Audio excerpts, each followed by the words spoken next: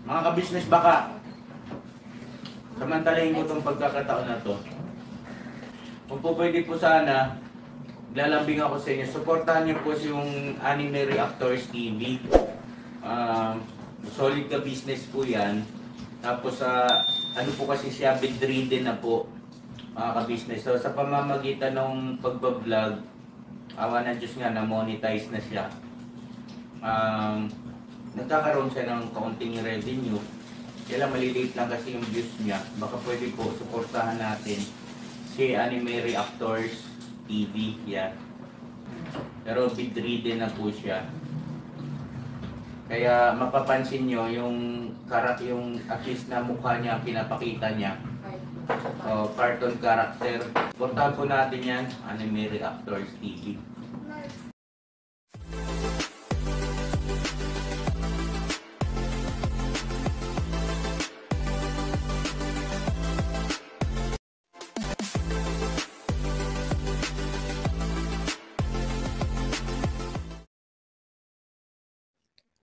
Hello guys, mapagpalang araw po sa ating lahat.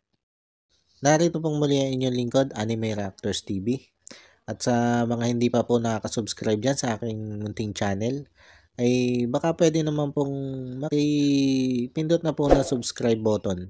At makilike and share na rin po ng aking mga video. At patuloy din po natin suportahan ang Mag-amang Ka-Business Official at Papa Dins TV.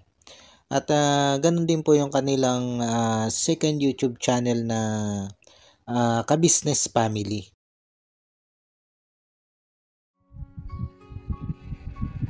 Yon, panibagong araw, panibagong reaction ulit po tayo. At for today's video po ay gawin po natin ng reaction. Itong muling pagkikita nitong si Kuya Buknoy at ng kanyang mother. Na after 29 years nga po ay eto, muli na nga pong nagkita ang ating Kuya Buknoy at ang kanyang mahal na ina. Dito nga po sa day 5 ng Ka-Business Family Tour ay ang naging destination nga po nila ay itong bayan nila Kuya Buknoy sa Butuan.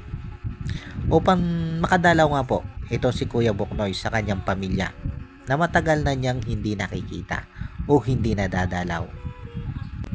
At narito na nga po sila sa barangay nila Kuya Buknoy. At nung matanaw na ni Kuya Buknoy ang kanyang mahal na ina, ay ito po yung mga naging eksena. Eto mga ka-business, mga kapapi, panoorin po natin itong clip video na ito.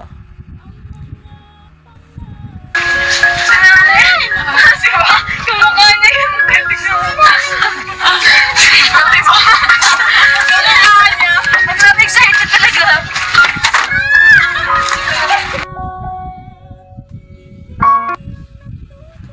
Nakita nyo naman po mga ka-business, mga kapapi. Nung matanaw pa lang ni Kuya Buknoy yung kanyang nanay, ay talaga namang naging emotional na ang ating Kuya Buknoy. At pagkahatak nga niya sa handbrake, ay kagad niyang binuksan ang pintuan ng sasakyan at tinakbo niya ang kanyang nanay sabay yakap. At ito mga ka-business, mga kapapi, ituloy lang natin itong clip video na ito.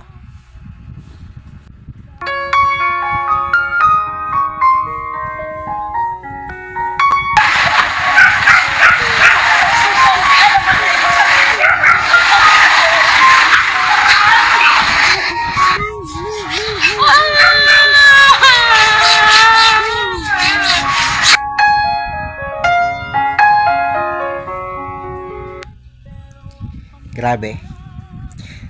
Sino ang hindi naantig sa mga tagpong ito, mga ka-business, mga kapapi? Nakitang-kita natin na itong ating Kuya Buknoy kung paano niya niyakap ang kanyang mahal na ina. Kitang-kita natin kung gaano yung pananabik ni Kuya Buknoy na mayakap yung kanyang ina. At ganun din yung kanyang nanay. Mahigpit na yakap ang isinalubong nito kay Kuya Buknoy. At kitang-kita din natin yung pananabik ng kanyang ina sa kanyang anak na matagal niyang nawalay.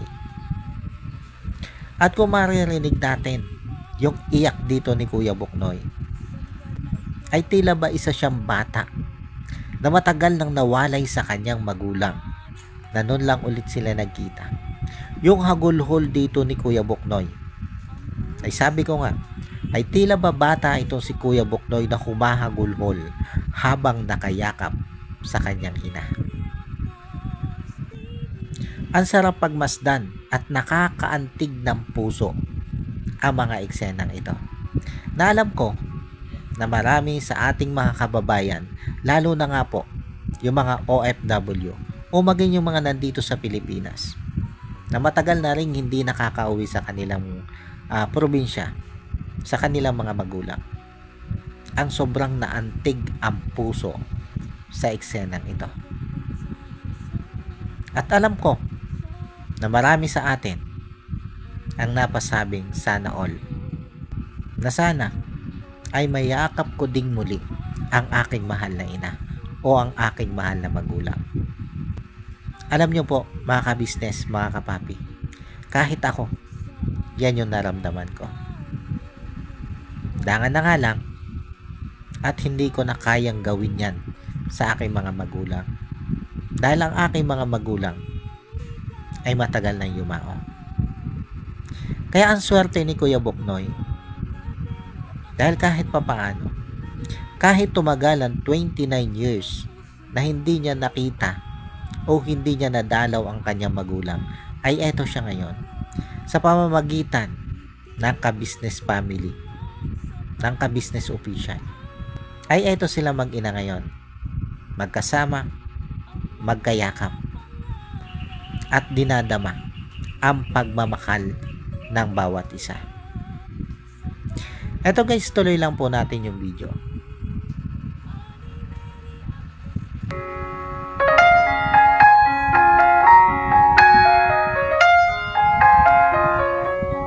Pero pagkataon ka balik di rin ako pastilan. Pero ako po sige kong handong mo sa amin tao na. Nag-uol si mo nga, di ba ako nga nagdaon ka. Nag-uol mo nung halos na pagbalik ka. Ay, hindi ako.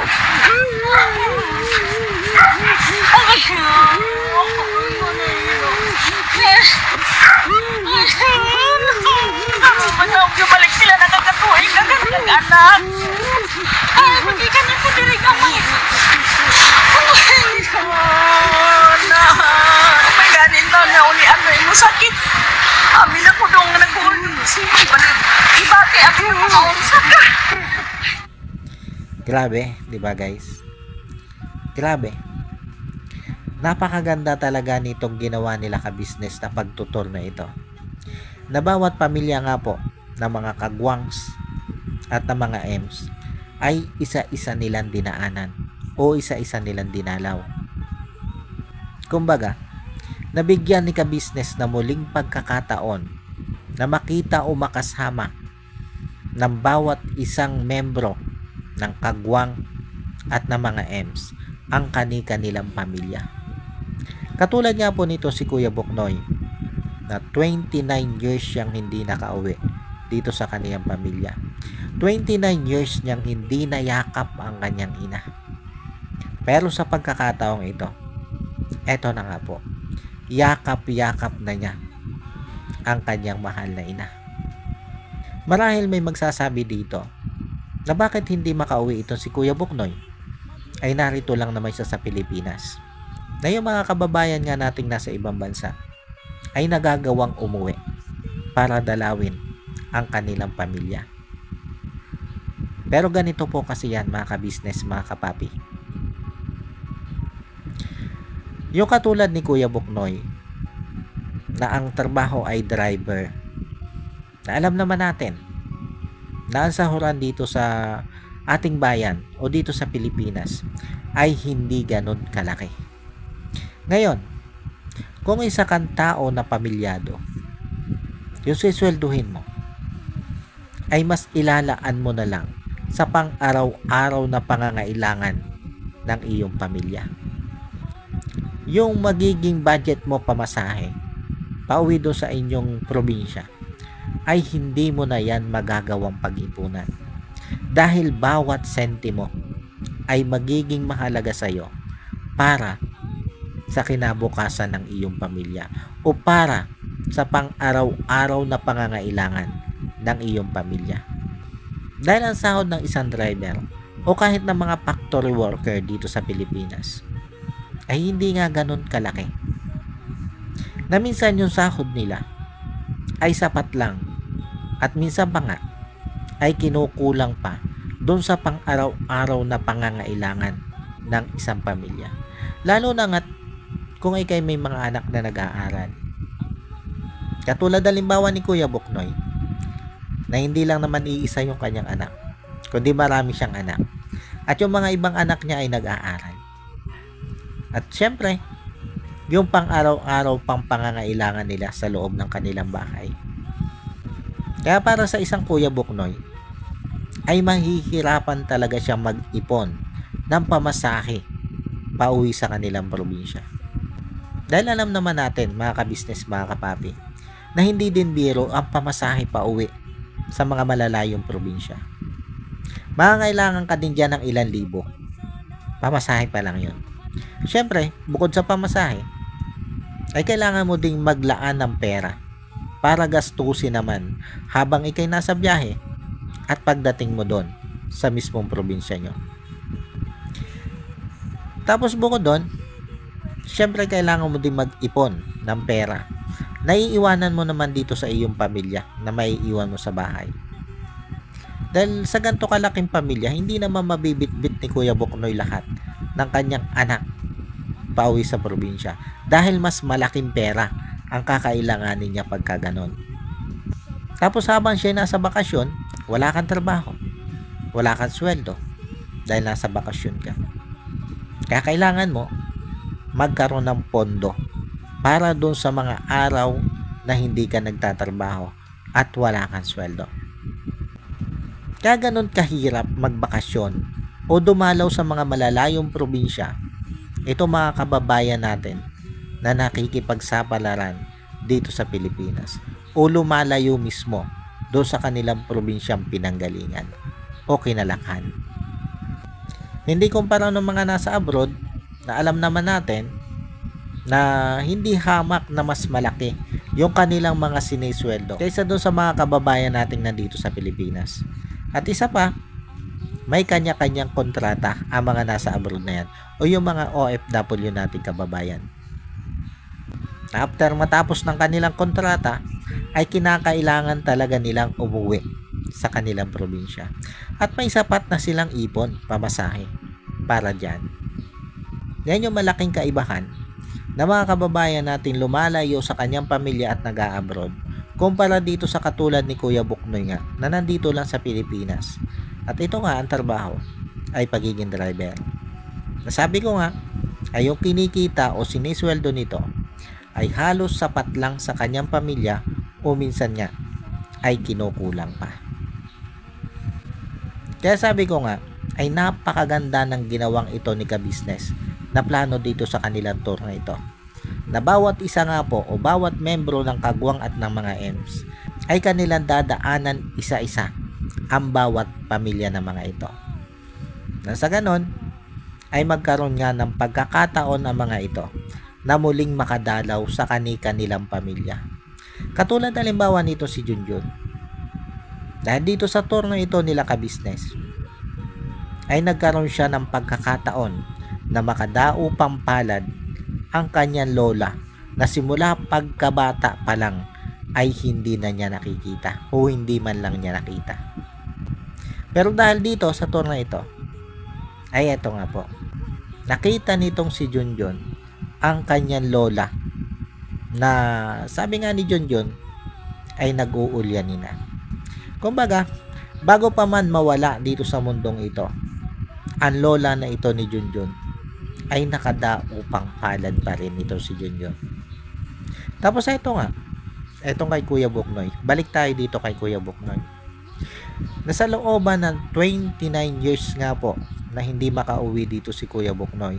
Nang dahil na rin niya sa kahirapan ng buhay, na katulad nga ng sabi ko kanina, nakalip na ilaan ni Kuya Buknoy yung pera para pamasahe pa uwi dito sa kanilang probinsya ay nauuwi na lang sa paglalaan niya sa pang-araw-araw nilang gastusin sa pamilya niya. Ay dahil nga dito sa tour na ito ay ito. Muling nagkita itong si Kuya Buknoy at ang kanyang mahal na ina. At dito'y nakita din natin na itong si Kuya Buknoy ay hindi lang mismo sa kanyang magulang na nabik, kundi nadabik din ito doon sa mismong lugar na kanyang pinalakihan. Kaya nga nung pumunta sila doon sa bahay nung kanyang kapatid, kahit napakalayo nun, sinabi niya dito kay Laka Business ay malapit lang. Pero syempre kahit malayo yon, para dito kay Laka Business na bago pa lang doon sa lugar, ay para kay Kuya Buknoy, malapit lang yon. At kayang-kaya niyang lakarin. Kasi nga, sanay siya doon sa lugar eh. At nung marating na nila ka-business, yung bahay ng kapatid ni Kuya Buknoy, ay talaga naman priceless yung ganda ng lugar. Na kahit nga naglakad sila ng malayo at nagkanghihingal sa paglakad, ay pagdating naman nila dun sa lugar ay napakaganda naman talaga ng lugar na yon. At para sa isang tulad ko na lumaki sa probinsya na may halos kalintulad din lang ng lugar ni Kuya Buknoy, ay talaga namang na-miss ko yung mga ganun lugar. Yung pag dumadaan ka sa kalsada ay halos wala kang nakakasalubong na tao dahil sa dalang ng bahay na naroon mismo sa lugar na yon. At ang makikita mo lang sa paligid mo ay ang matataas na puno, ang magubat na paligid, at ang maririnig mo lang ay mga huni ng ibon na sobrang nakaka-relax habang ikay naglalakad. At sa lugar na yon ay nakita nyo naman, hindi problema ang tubig. Naka-free flowing galing mismo sa bukal. At pag tinikman mo yung tubig dyan, mapapawaw ka. Hindi mo na kailangan ng rep para mag-ipon ng tubig. Dahil pag ininom mo yung tubig dyan, malamig at matamis. Kasi galing nga sa bukal. At ang isa pa, unlimited ang tubig dyan. Kita nyo naman yung ininuman na host nila Boss Dave at Papa Dins, kasama ito si Tangkad. Nung sila ay sumunod doon kay Laka Business, papunta nga doon sa bahay ng kapatid ni Kuya Buknoy, na yung host na ininuman nila ay walang gripo. Kumbaga walang patayan yung tubig. Diretso lang siya. Free flowing nga. At pagdating nila doon sa bahay ng kapatid ni Kuya Buknoy ay ganun din. Yung nakita nating pinagkukunan nila ng tubig, free flowing din. May husman siyang PVC pero wala din patayan, walang gripo. At unlimited nga yung tubig. 1 to sawa talaga yung tubig doon. Plus meron pa nga doon sa malapit sa bahay na maliit na pools na pwede mong pagliguan ng kahit maghapot magdamag ka doon. Hindi mauubusan ng tubig. Hindi katulad dito sa lungsod na talaga naman pagkaganitong tag-init ay problema ang tubig. At kailangan mo din magtipid ng tubig. Dahil pag medyo naging maaksaya ka sa tubig, ay lalaki yung bill mo. At isa pa, yung tubig dito sa lungsod ay may halo ng chlorine. Doon, pure na pure mineral yan. Kaya sabi ko nga, na-miss ko yung ganun lugar. Na habang ay pinapakita ni ka-business yung kabuuan ng lugar, para bang nararamdaman ko nung panahong nandun pa ako sa lugar namin, na halos ganun din, na ang bahay mo palibot ng palayan o di kaya ng kalamansian, nyugan, at kung ano-ano pang halaman. Tapos ang ilog malinis, pwede kang maligo, pwede kang maglaba, pwede kang mag-igib ng mga panghugas ng pinggan. Kumbaga ang sarap lang talagang balikan ng mga ganong alaala nung panahong nandun ka pa sa ganong klase ng lugar. Alam kong maraming nakaka-relate dito sa sinasabi kong ito, lalo na nga doon sa mga kababayan natin na lumaki din sa probinsya at halos ganito din ang kapaligiran sa probinsyang ito o dito sa lugar nila Kuya Buknoy. Balik tayo dito kay Kuya Buknoy, mga ka-business, mga kapapi. Noong nandito na nga po sila sa bahay ng kanyang kapatid, na ito nga, nilakad nila ng napakalayo, ay nung bago sila umalis dito, ay nagbigay ito sila ka-business ng pera dito sa nanay ni Kuya Buknoy na nanggaling din sa isang sponsor na nagpaabot ng pagmamahal dito sa nanay ni Kuya Buknoy. At dito ay nagpasalamat ng sobra-sobra ang nanay nito si Kuya Buknoy dito kay Laka Business. Ganon din ito si Kuya Buknoy. Sobra-sobra din ang naging pagpapasalamat nito dito kay Laka Business. Dahil hindi naman lingid sa ating lahat yung pinagdaanan ni Kuya Buknoy na karamdaman. At ito, yung isa sa pinagpapasalamat ng nanay ni Kuya Buknoy, yung naging pag-aasikaso nila ka-business kay Kuya Buknoy habang pinagdadaanan ni Kuya Buknoy ang ganitong pagsubok. Dahil sabi nga nung nanay ni Kuya Buknoy, ay nung panahong yon ay walang-wala sila may itulong dito kay Kuya Buknoy. Na kahit magbenta nga daw po sila ng nyog, ay hindi pa rin yung sasapat para dun sa pangangailangan ni Kuya Buknoy sa pagpapagamot sa kanyang sakit. Kaya lubos-lubos ang pagpapasalamat niya kay ka-business. Dahil may isang ka-business na hindi pinabayanan si Kuya Buknoy sa gitna ng pagsubok. Ganon din si Kuya Buknoy. Sobra-sobra din ang pagpapasalamat niya kay ka-business. Dahil nung panahon niyan dumaraan siya sa ganong pagsubok, ay walang ibang umagapay sa kanya. Wala siyang ibang nalapitan kundi itong si ka-business. At ito din naman yung nakakabilib dito kay ka-business. Dahil ang bawat membro ng ka-business family ay itinuturing na talaga niya na hindi iba sa kanya.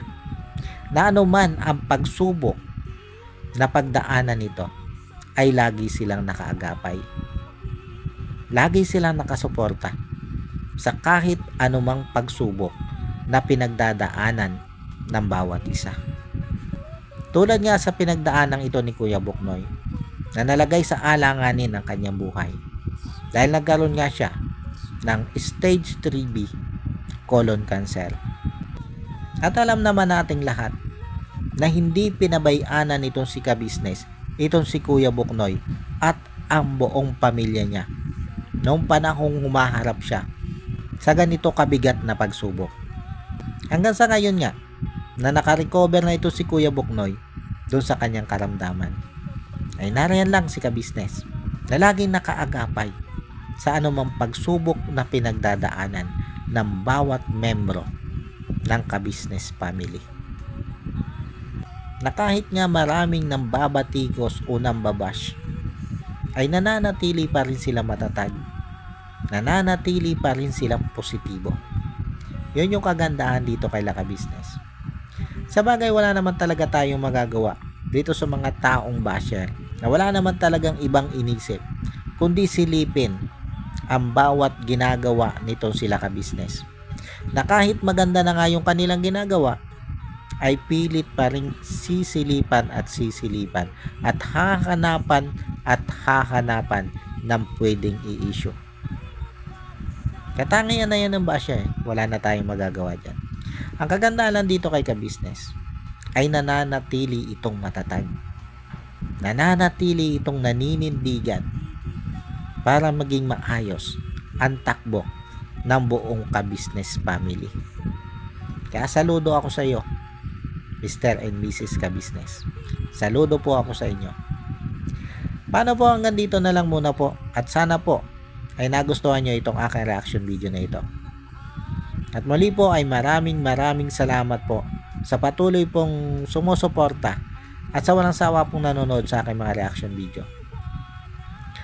At sa mga hindi pa po nakaka-subscribe dyan sa Muntikon Channel, ay baka pwede naman po makipindot na ng subscribe button at makilike and share na rin po ng aking mga video.